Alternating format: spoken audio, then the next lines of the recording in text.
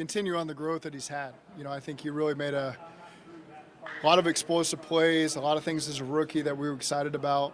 We saw more of that this year, just with the consistency of the job, with ball carrying, becoming a better receiver, pass protection. Thought he really made a jump, particularly in those last two areas in the pass game. And so just excited for his future. I think he's on the trajectory we hoped he would be when we drafted him, maybe even more so, quite frankly.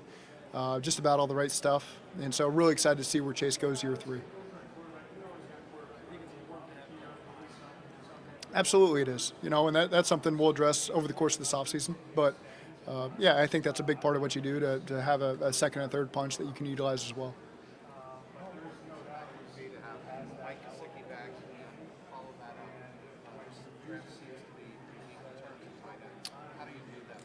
Yeah, Mike had a tremendous role for us last year.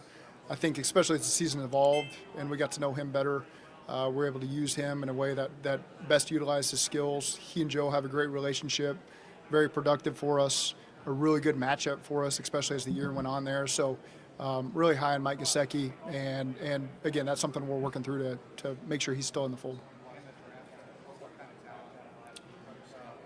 Like most years, there's really good players in there, but you're going to make sure you got the guys that fit us. And so, there's key moments in the draft where those guys become available to you at that position, and we're very particular in what we're looking for there. And so, again, it's just got to fit us at the right spot, at the right time, and in conjunction with the other needs that we have on our team as well. Zach, you talk a lot about the culture in this team. When you're looking at a draft prospect, who do you look for in a guy that can fit the culture that you're looking for? Well, certainly when he's got his life in order, he's able to go out there and be the best football player imaginable and raise the level of his teammates and those around him. Somebody that all those guys can count on. We want talented players, number one. But when they're a talented person as well, it just makes everyone's life a little bit easier and a little bit calmer. And so you try to balance that as you look at all these prospects at different positions and things they've been through in their life, and just making sure that we have the best fit for the Cincinnati Bengals. Go ahead, Marshall. What's been different now when evaluating defensive players without? Well, I can't answer what's different. I can just talk to you about Al. And Al's very involved, very thorough. He's always been that way. I mean, Al was here during the season when we drafted 3 linebackers in one class, and all 3 of those guys got through their first contracts with us. So I know we're all very proud of that fact, and so he's very thorough with how he evaluates these guys. He's got a long track record of doing that, developing players at Temple, going to Miami, being in Detroit, being here, going through the whole process in this league, obviously doing a great job at Notre Dame, assisting with Coach Freeman and the job they did there to get to the national championship. And so we have really high expectations for his role in the evaluations of our players in free agency and the draft. And I know Al loves those expectations and can't wait to meet him.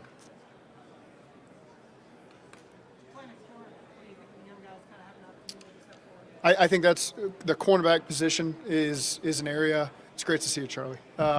Is a cornerback position that we've got a lot of youth there, a lot of potential there. Guys at different points have really risen to the occasion. And so we have high expectations for that group as a whole. Feel really good about the group that we have coming back. Some guys off of injury that missed time last year.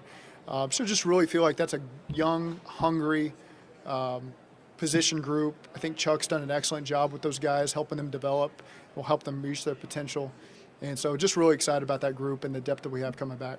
New offensive line coach Scott Peters mentioned that the run game is going to be coordinated and Yeah. by the coaching staff. Is that a decision you guys came to near the end of last season, or is that something you guys have decided during the offseason that was the best course of action? That's just what we've gotten to at this point. We have so many capable coaches on our offense side of the ball.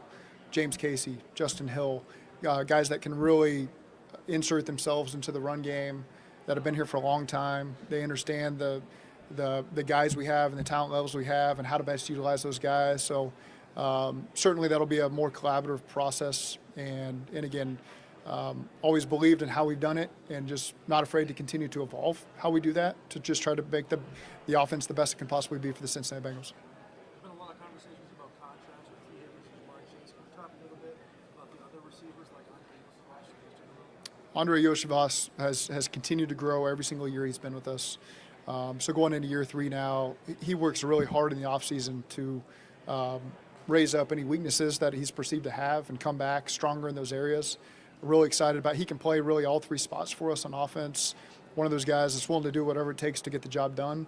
And when the ball comes his way, he's just got a knack for making big plays for us. He's defeated some high-end corners in one-on-one, high-leverage situations this year, so we know we can count on him in those moments. Scramble drill, he's had some tremendous third-down conversions for us where Joe's knows he's able to find him and get in sync and find some explosives. He's done a great job in the run game for us as well. High-level player coming from Princeton is able to retain all the information and execute at a high level.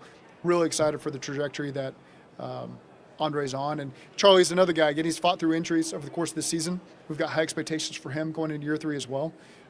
There's a reason we drafted him. Charlie's been in the building as much as anybody, trying to get right for 2025 and put his best foot forward also.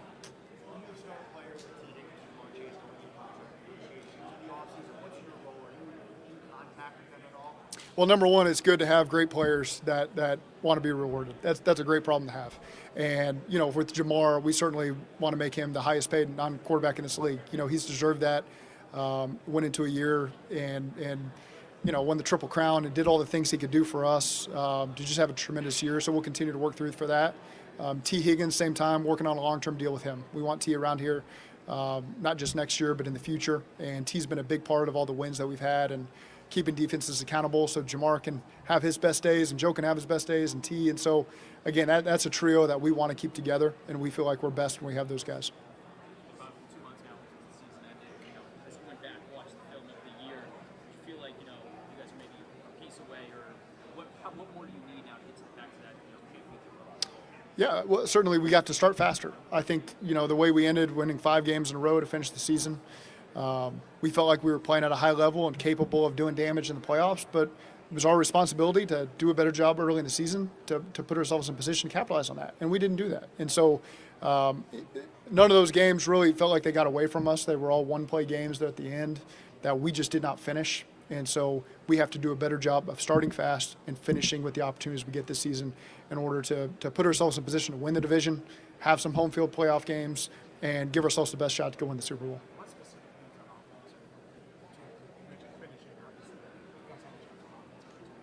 Yeah. Well, there's always things within the pass. I know we had the number 1 pass game in the NFL last year, but there's still things within that that we want to continue to evolve our play actions and our screens and keep people accountable that way. I think playing with a lead, we got to do a better job. I'm not going to say we don't always start fast on offense, but I think those first 2 possessions, getting points on the board and taking control of the game to where now you can open up your offense a little bit more to keep defenses more honest. And so those are areas we continue to improve in the pass game. And then just the run game in a whole, supplementing that. We continue to look for ways to evolve. And now with Scott coming in and Mike McCarthy and some of the other guys on offense, that's something we'll continue to shape up over the course of the offseason. So when the players come in, we got a clear direction on what we're asking of them. Hard to get bigger on the offensive line. I think we've got the biggest giants on this planet Earth. But it's certainly something we want the players that best fit what we want to do schematically. So size, skill, speed, that all factors into it. I don't want to put the guys in one category of exactly how we're going to shape it out. This is an exciting part to see guys walk in the room every single night here at the Combine that all look a little bit differently, and they've all got their skills. And so now piecing that together with the guys we currently have, the guys in free agency, the guys in the draft, we'll see how that unfolds over the next couple months.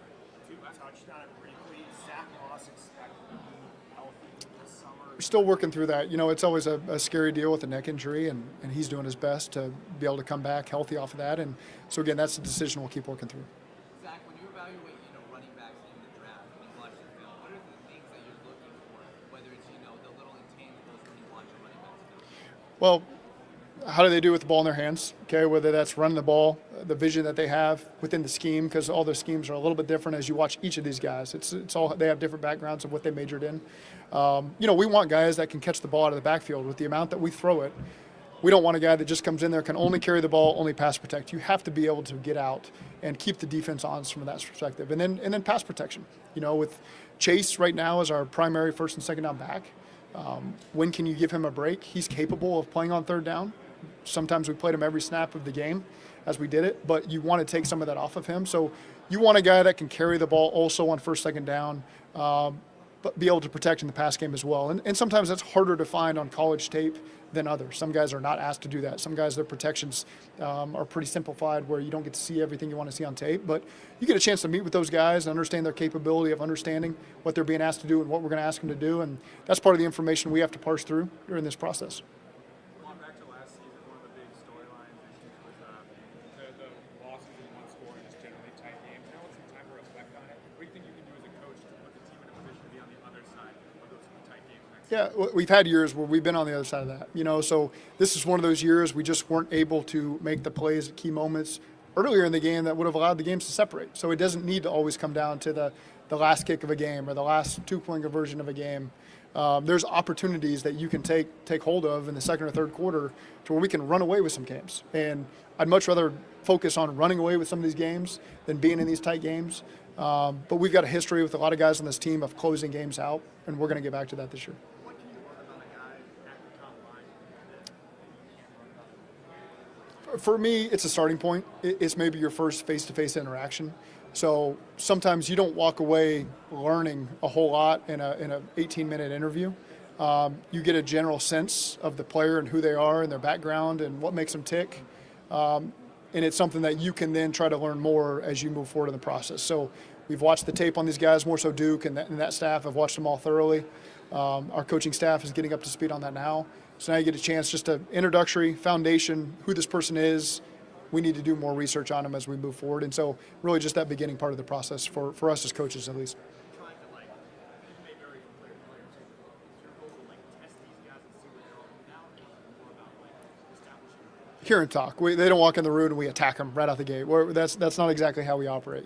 So we're looking for the background information to clean some things up because maybe it's the first time we've talked to them outside of the Senior Bowl or a Shrine game or something like that.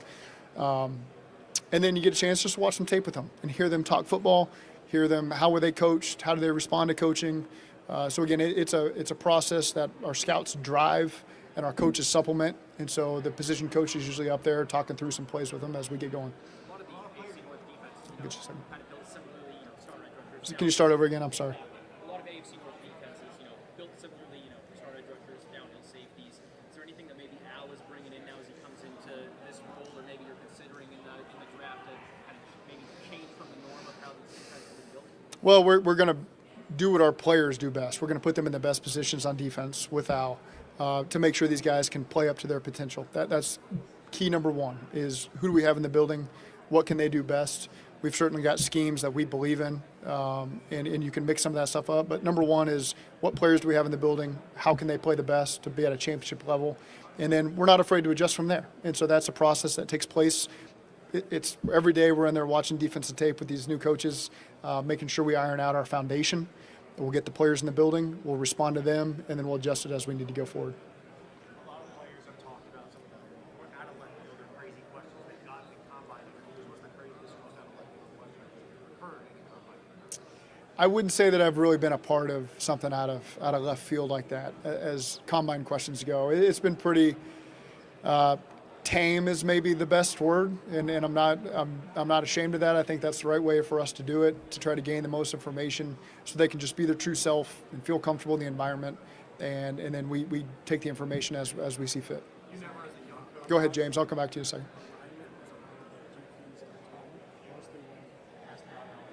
Yeah.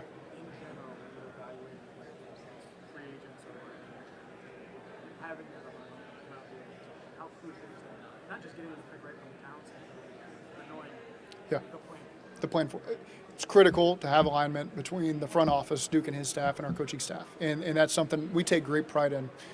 Going into the 7th year I've been here, and I wouldn't change anything about our process. I think Duke and his staff do an excellent job of, as much as humanly possibly, coming down to the coaches, asking what we look for, what we need, and then collaborating with them and how they see these guys, and such thorough conversations. And I never walk away on draft day feeling like, man, coaches didn't get enough to say what they need to say about a player. All those conversations, sometimes hard conversations, are always had. And Duke does an excellent job of driving those conversations and making sure you might not see eye to eye, so we're going to do all the information we can, gather all the information on a player to make sure that we come to a conclusion on them. And so really respect the process that Duke has ironed out for us over these years and the wealth of experience he and his group have. And again, I wouldn't change a thing about how we go about that process. Do you expect the process or styles potentially to change with some new faces on the coaching staff? I know you know Al well.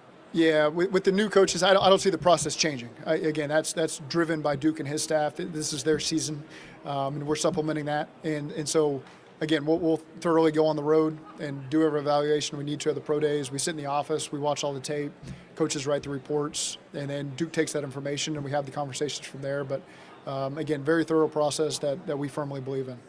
Touch on the idea that the player might not have been asked to do some of the things that are required for your scheme in college. So this might not be Yeah. on it. What makes you willing to take a little bit of a risk and draft a player like that versus maybe sit back and play it safe with someone that might? You got to do all the background on their football character. What are they capable of? What drives them? Is it a player that's not going to put in a lot of work, didn't do a lot of the things we're going to ask him to do, and it's a real unknown or risk? And so you just have to balance all that. And it's never perfect. You know, you've got our scouts have done a great job over the last 2 years evaluating each of these guys that are finally here. And then we'll get all the hands-on information we can get over these next 3 months to get to that conclusion. It's not a perfect science. You know, you hit home runs on some guys and you miss on a couple. And we just do our best to get all that information to make the right decisions for our team. I know, Marshall, you had one more. Have you ever come out of the combine and thought to yourself, there was a guy that wasn't even on our radar? Was it because of what he did or said in the combine? Now we're really serious. Well, if he wasn't on our radar, we wouldn't hear what he said, because usually that's the guys that Duke and Potts and all those guys bring in because we want to learn more information about them for various reasons. There's guys, I mean, we take notes on all these guys, and so some we got to follow up on, some we don't. I'd say Chris Jenkins was a guy last year that the first time I ever heard him talk was in the combine interview, and it's just A+. This guy's not a lot more information I need on this player, because you can just tell from a character and personality and what drives him. Like in 18 minutes, you can get a great feel for who that young man is, and it's supplemented by all the things you heard from Michigan. And so that's an example of an A+. Not a whole lot more. We need to dig into this person's character. I'm sure I could give you plenty more examples of maybe some character we need to dive into after 18 minutes. But again, that's what the Combine's here for, and that's why you always see the Cincinnati Bengals show up and get the most out of it. As a young coach who didn't show up to the combine, like looking forward to asking an off-the-wall question like when you were just getting into coaching? My first interview was with Kellen Marr, and I think it was the worst interview anyone's ever done in their lifetime, because it was the first time being in the room. I didn't watch anybody else do it first. It was maybe the first interview we had with the Dolphins, and so I don't know really how it's going to work. And I just was buttering him up the whole time, showing him great clips and telling him how great he was. That's what I remember. You know, here's 5 clips, and everyone in the room's like, when are we going to start getting to the questions? And basically, I'm just saying, man, you're so great, Kellen. It's like, yeah, you know, top completion percentage of all time, won all these games. And so that was an example of one that I felt went really sideways for 15 minutes. And, I mean, what has Kellen done since that moment? You know, nothing. So I'm just kidding. Kellen's a guy that there's no surprise where he's at today because of all the things that he's put on tape since high school. Talk a little bit about Sam Hubbard and what he's meant to the team and how the city of Cincinnati, his future kind of in question. Yeah, Sam Hubbard, one of my all-time favorites till the day I die, just because this dude's all ball. He's all about the team. He's represented himself and his family and community that way since Bowler to Ohio State to Cincinnati Bengals. You're going to talk to every person in that man's life, and they're all going to tell you the same thing. One of the greatest people he'll ever be around. Really cared more about others than he cared about himself, quite frankly, and that's why he's experienced all the success. Because when you've got a team full of Sam Hubbards, then you're going to achieve success because they're just doing what's best for everybody else and willing to make sacrifices. And I had to beg him to go out there to run that pass route and catch a touchdown pass, you know, on his final play of the season. But again, Sam's one of those guys that, you know, is just one of the all-time favorites. How do you feel about VR training and